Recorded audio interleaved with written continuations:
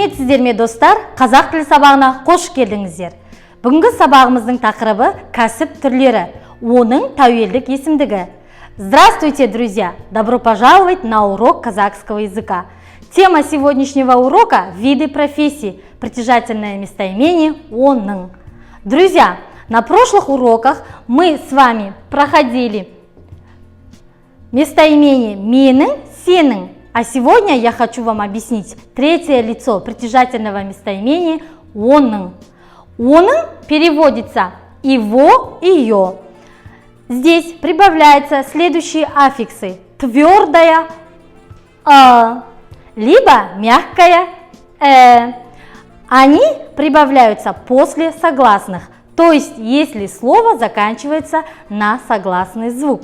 А если слово заканчивается на гласный звук, то прибавляются следующие аффиксы: твердая «с», мягкая «с». А теперь давайте эти аффиксы разберем на примерах. «Оның мамандығы». Мамандық заканчивается на согласный звук. Мы прибавляем аффикс «а». Получается мамандығы. «Оның мамандығы» мұғалім. Его, ее профессия – учитель. «Оның мамандығы» – сәулетші. Его, ее профессия – архитектор. «Оның мамандығы» – заңгер. Его, ее профессия – юрист.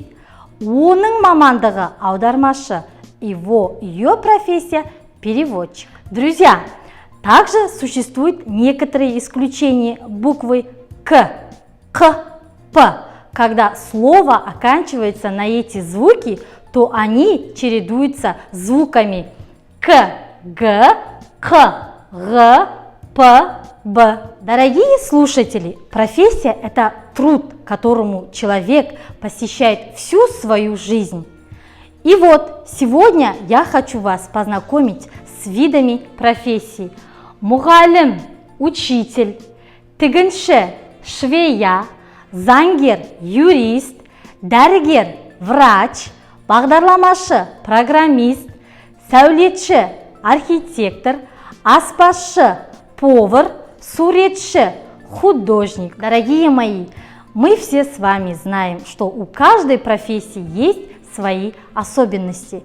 Например, мысалы, мұғалім оқытады, учитель учит, дәрігер емдейді, врач лечит, аспаз тамақ пісіреді, повар готовит, суретші сурет салады, художник рисует, тігінші киім тігеді, швея шьет, құрылысшы үй салады, строитель строит дом. Друзья, а теперь обратите внимание на этот интервью.